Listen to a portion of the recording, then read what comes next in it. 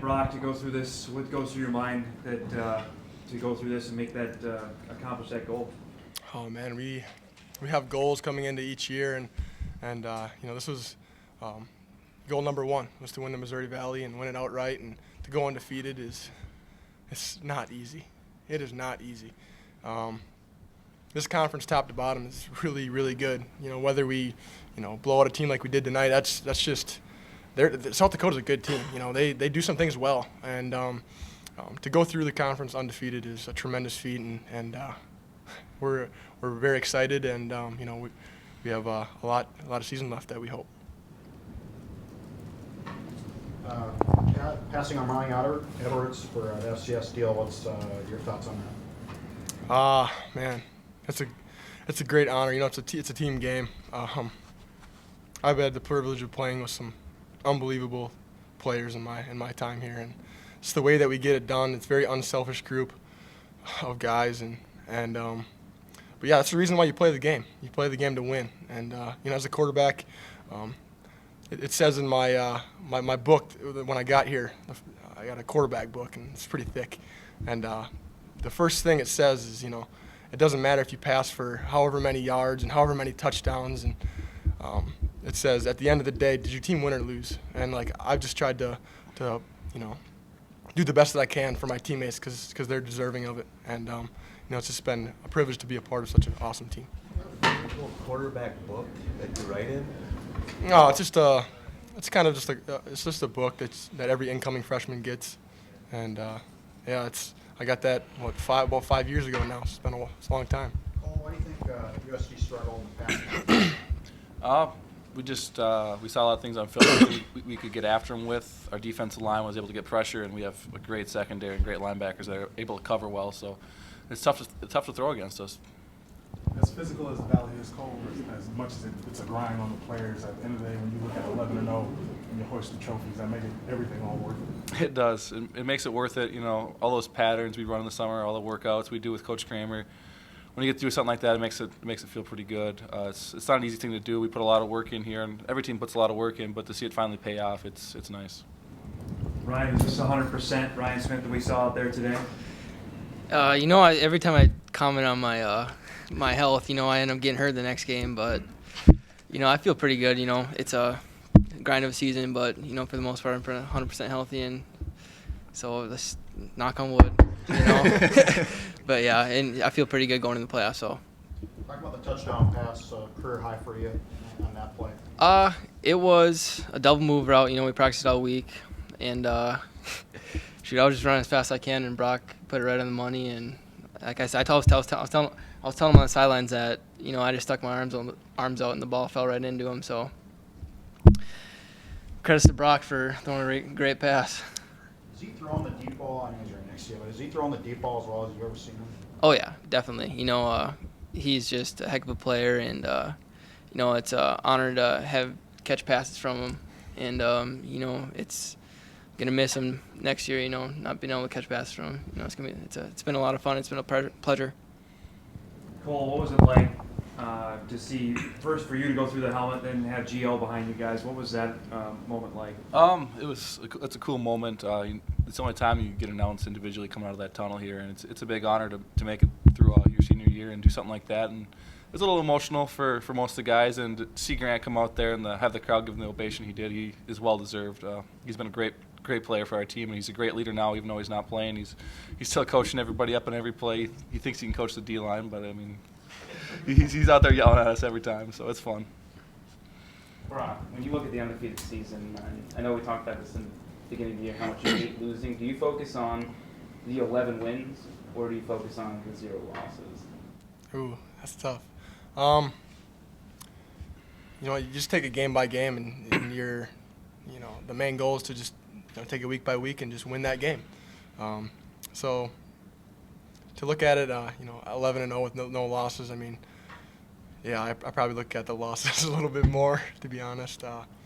Don't like losing. Nobody in this locker room likes losing. It's not what we're about here, and we're just gonna keep this thing rolling right now. Are you trying to get Billy the ball there on the hook and ladder? Yeah, Billy was in the playbook here. We got a hook and ladder play called for him, and it was perfect time to run it. It's just didn't work out. You know, it was press coverage. The guy disrupted it, did a nice job covering Zach, and he pitched it to him. I don't know if Bill was ready, but you know, we're going to have to work on that. Hopefully he gets another shot, but I don't know. How's this team playing as a group compared to the last 2 years? You know, you won national championships the last 2 years. How do you compare this group going to the playoffs to those teams?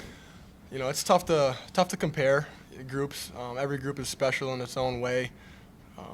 You know, every team forms a new identity each year, and I think the biggest part about the biggest difference this year from last year is just we're on that steady incline of getting better every game. Last year we kind of plateaued a little bit mid-season, and even into the playoffs, and we're just trying to get by almost. But you know, this year we've gotten better every single game, and it's been impressive to be a part of, and to see our coaches work hard and give us the opportunity to you know, to make plays, and they put us in those positions, and I think just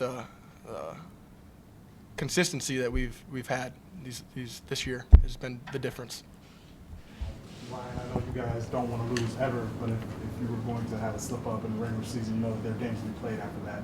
Now that playoff time comes, you guys know it's, as Coach Bowles said, sudden death elimination. You know, is there a change in mentality now that you guys know that you can't have any slip ups? You know, we just approach it as, you know, earn another 60 minutes, you know, go 1-0.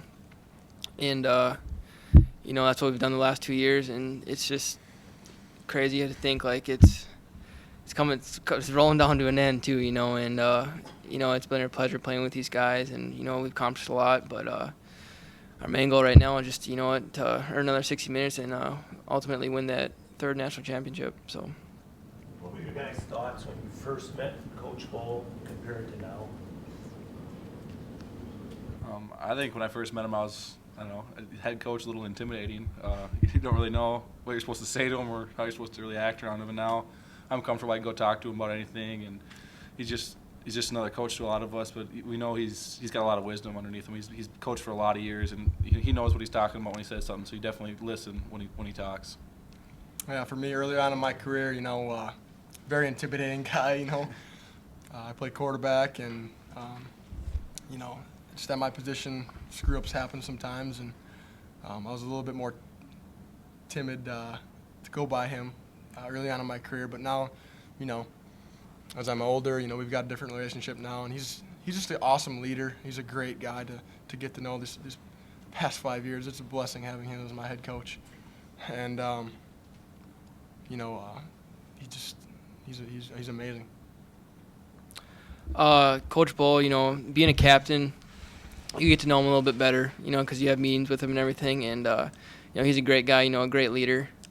I really got to know him really well this year. And, you know, I've never met a man that was so passionate about the game. You know, he'll do whatever it takes to make this team just like a smidge better. You know, he's one of the greatest coaches of all time at NDSU. And, you know, I wouldn't want any other head coach. You know, he'll be there for everybody. He'll be there for if your shoulder for a cry on. You know, he's an awesome guy and a great coach and a great leader.